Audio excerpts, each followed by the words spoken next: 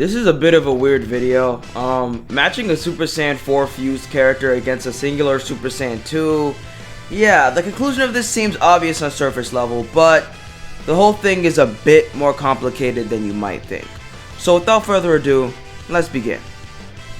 We only get to see Super Saiyan 4 Gogeta for one singular episode, that being episode 60. That's not a lot of information to go off of, and it doesn't help that Super Saiyan 4 as a transformation has no official multiplier. So I decided to also do some research on Gogeta's opponent, Omega Shenron. Omega Shenron is far more powerful than Super Saiyan 4 Goku. Even after Vegeta becomes a Super Saiyan 4, he knew that they wouldn't stand a chance against him unless they both fused. In order for the fusion dance to work, both parties must have equal power. Goku's Super Saiyan 4 isn't the same as Vegeta's Super Saiyan 4. Goku not only has far more experience with the form than Vegeta does, but he has also absorbed the power of Gohan, Goten, Trunks, and Pan. Needless to say, Goku would have to lower his power to match Vegeta's in order for the fusion to work. Fusion only lasts for 30 minutes. However, because Gogeta was in his Super Saiyan 4 transformation, the fusion couldn't even maintain itself for 10 minutes. Omega Shenron's negative energy was said to be a threat to the entire universe if it were to be allowed to continue to spread. This means that over time his negative energy would rot away the entire universe. While this is a universal feat, it isn't an instantaneous one and does not correlate with his attack potency, which I believe to be multi-galaxy level. Gogeta was not only beating his ass, but he was pulling pranks on him while doing so. Omega Shenron resorts to using his negative karma ball. Just by kicking it, Gogeta converts all of the negative energy in the ball into positive energy. By doing this, he purified all of the negative energy polluting the earth and prevented it from spreading throughout the entire universe.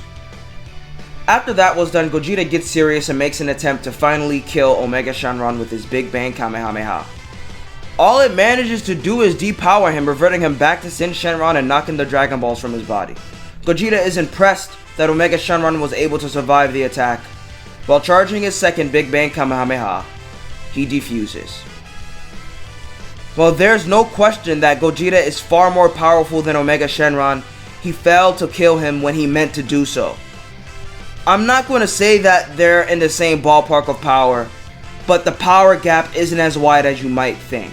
I think it's safe to say that Gogeta has universal tier attack potency. Here's where things get crazy. So we all know that Caulifla's highest form is Super Saiyan 2. No more, and no God forms either. I've seen people compare her or Kaba to Cell Saga Gohan. They were wrong. Terribly wrong. Observe. When Goku used Super Saiyan 3 against Beerus, he got his salad tossed in 2 shots. That all changed during their rematch. Clad in the power of a Super Saiyan God, Goku was able to swap hands with Beerus. During their battle, Goku and Beerus clash punches. Just by their fists colliding with one another, they create shockwaves capable of destroying the entire universe.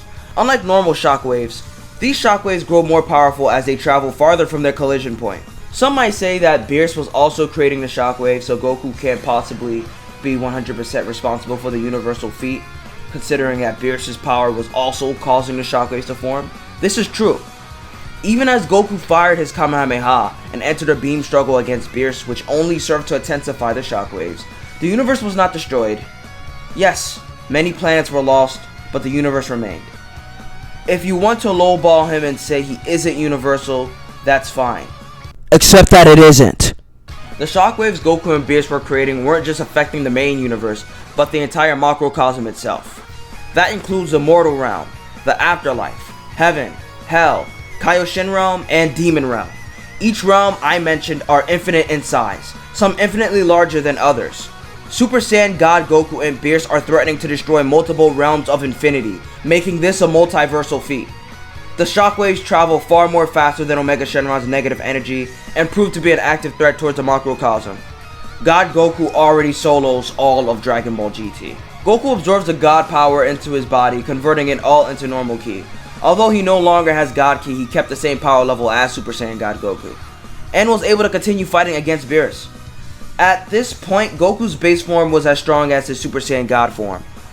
All of this is before Whis' training. While Goku got to train with Whis for a total of 4 months, Vegeta was training with Whis 6 months prior. That means Vegeta has been training with Whis for a total of 10 months. Like Goku, Vegeta also has a God-enhanced base form. By this point, both Goku and Vegeta would be able to defeat a Battle of Gods post-Super Saiyan God Goku in his Super Saiyan form in their base forms. After the battle against Frieza, Goku and Vegeta continue their training with Whis. After learning of the Universe 6 tournament, both Saiyans train in a room of Spirit and Time for 3 years. Fast forward to the Universe 6 tournament and we have Vegeta versus Cabba. Although Cabba is unable to go Super Saiyan, his base form is equal to Vegeta's. Vegeta has a God-enhanced base form, trained with the gods for 10 plus months, and recently finished a 3-year training session against Goku in the Room of Spirit and Time. Cabba's base form matches that. Vegeta was forced to go Super Saiyan against him. Now to take a look against Caulifla. Caulifla is a Saiyan with far more potential than Cabba. She figured out how to transform into a Super Saiyan 1 and 2 without having to go through any rage boost like Cabba. This means that she just didn't know how to, and she wasn't put in an intense situation that would trigger her to accidentally transform. Caulifla is already multiversal in base. However, she enters Super Saiyan 2. That would mean that she was able to enter Grade 4 on her first try of becoming a Super Saiyan. Grade 4 has no official multiplier, but it is significantly far more powerful than the basic Super Saiyan form that grants a 50 times multiplier. Either way, just by transforming into a Super Saiyan 1, her multiversal power is multiplied by hundreds of times over. I think it's safe to say that a high multiversal Super Saiyan 2 Caulifla would be far more powerful than a universal Gogeta. And that's pretty much it. Yeah. So let me know what you guys think about this conclusion that I came to in the comment section below. And don't forget to click like and hit the bell button to be notified whenever I upload, and that'd really help. And subscribe if you fucks with this content. I'm definitely going to be dropping more versus battles in the future, and you are definitely not going to want to miss it. Peace.